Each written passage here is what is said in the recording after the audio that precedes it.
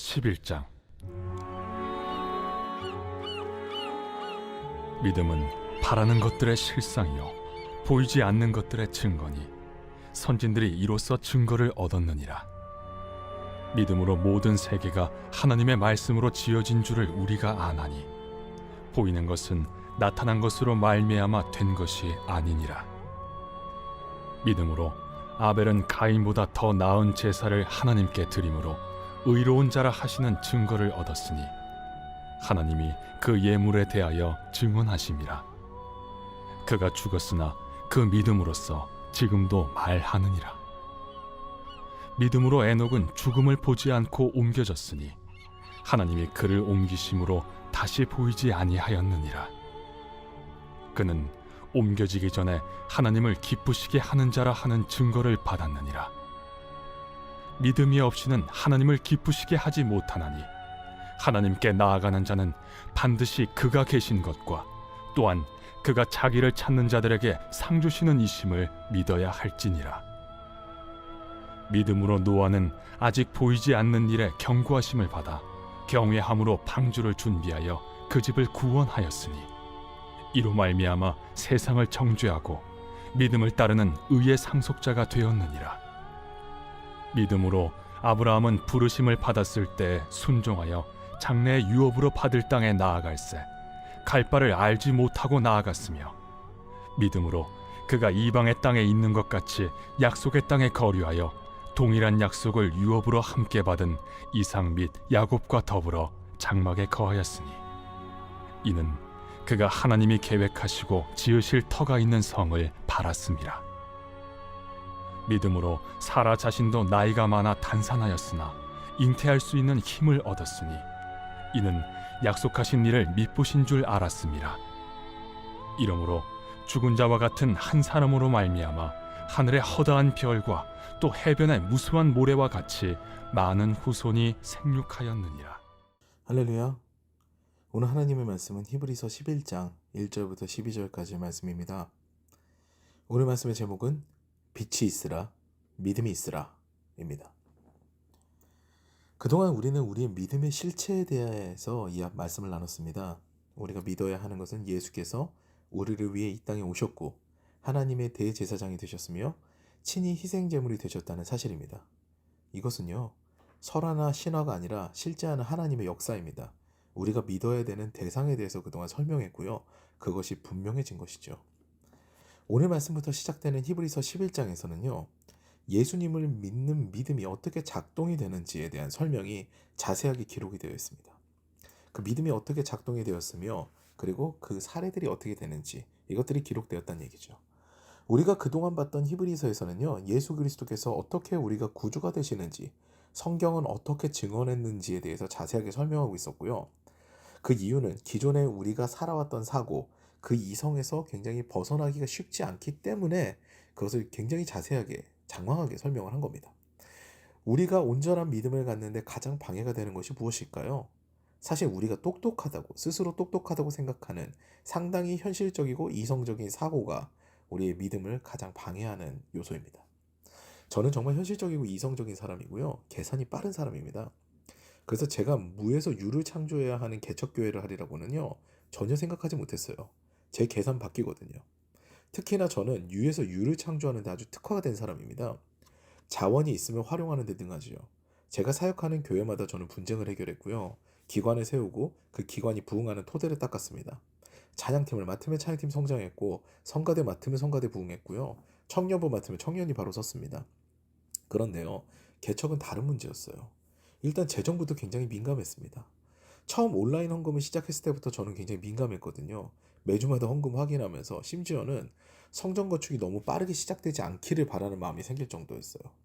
그런데 이때 이 연약한 믿음을 가진 저에게 하나님께서는요. 징조를 주셨습니다. 갑자기 거액의 건축 헌금이 들어오는데 그때부터 마음에 작정이 되는 거죠. 저희 부부 역시도 헌신하게 되는 계기가 되었습니다.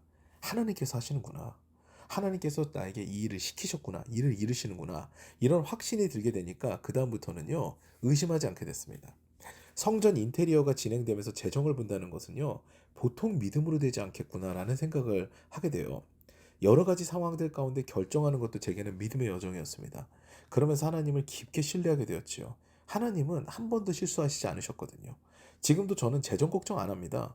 더구나 부부는 닮는지 세상이 보기에는 정말 바보같이 사역하는 그런 남편에 따라 아내도 순종하고 있습니다. 제게는 참 감사한 일이죠. 여기서 잊지 말아야 되는 것은요. 근데 재정적인 부분에서 저의 믿음은 하나님께서 주신 징조에 기초하고 있었다는 겁니다. 예상 못한 헌금으로 믿음이 생긴 거죠.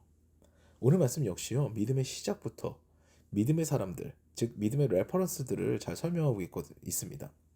우리는 태초에 하나님의 창조하신 세상부터 볼 필요가 있는데요. 하나님의 창조는 우리에게 보이지 않았던 것이 보임으로 시작됩니다. 이것을 오늘 말씀에서 이야기하고 있죠. 하나님께서 가장 먼저 창조하신 것이 무엇일까요? 빛입니다. 빛은 보이지 않았던 것들이 보이는 거예요. 믿음의 첫 번째 단계는요. 보이지 않았던 것들을 보는 것입니다. 빛은요. 그 전에 있었던 혼돈과 무질서의 민낯을 드러나게 합니다. 이것은 우리에게 엄청난 통찰을 가져다 주죠. 우리에게 하나님의 빛이 비친다.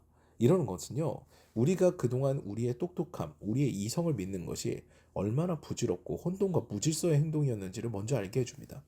하나님의 창조는요. 그 빛을 통해 무질서한 세상이 차근차근 하나하나 자리 잡혀가는 과정을 보여줘요. 결국 모든 일을 계획하시고 이끄시는 분은 하나님이십니다. 그러므로 믿음은요. 체계적인 하나님의 그 섭리 가운데서 괜히 잘난 척으로 일을 흐트렸던 것이 나임을 깨닫는 것이 시작이 됩니다.